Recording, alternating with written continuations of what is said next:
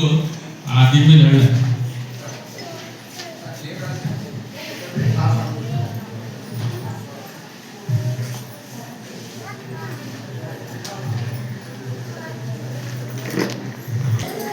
ఎవరైనా చెప్పగలరు?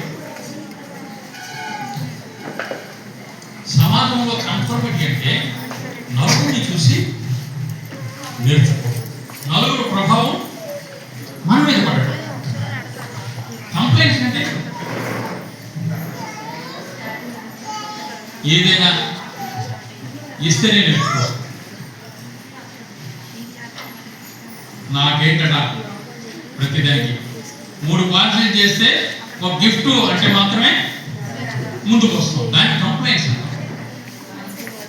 ఒబీడియన్స్ అంటే to obey the orders of others. ఇక్కడ ఒబీడియన్స్ అంటే మనకేదో వినమ్రంగా ఉండడం అది కాదు. To obey the orders of others. నియంతృత్వం అవతల వారు చేస్తావా లేకపోతే అనే నియంతృత్వం. చేస్తే చేయండి లేకపోతే లేదు అనే నియంతృత్వం. ఈ మూడింటి ద్వారా మనం సోషల్ ఇన్ఫ్లుయెన్స్ అనేది పొందుతాం. ఈ మూడిట్లో మనకి ఏది ఎక్కువ ప్రయోజనం?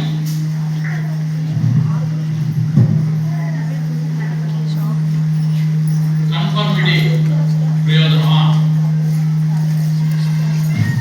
కంప్లైన్స్ ప్రయోజనమా? ఒబీడియన్స్ ప్రయోజనమా? ఏది ప్రయోజనం?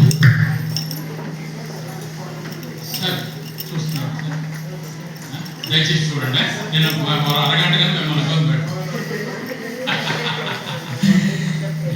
ఏదైనా మనీ గొప్ప పని ఉంటే కదా ప్రస్తుతాన్ని విడిచిపెట్టి పట్టుబడి పెడతాం.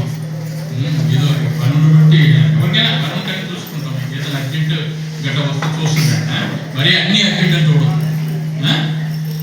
Okay, obedience. ఒబీడియన్స్ అంటే ఏమవుతున్నాం? To obey the orders of higher authorities లేదా అదర్స్. నువ్వు చేస్తావా చేస్తావా? నువ్వు చేయకపోతే పనిష్మెంట్ ఉంటుంది. ఒబీడియన్స్ ఎప్పుడు పనిష్మెంట్ ఉంటుంది. ఇక్కడ ఒబీడియన్స్ అంటే పనిష్మెంట్. చేయకపోతే పనిష్మెంట్. కంప్లైంట్స్ లో గిఫ్ట్స్ ఉంటాయి. అక్కడ 2 సూపర్లు ఉంటారు. ఒకటి ఏ సూపర్,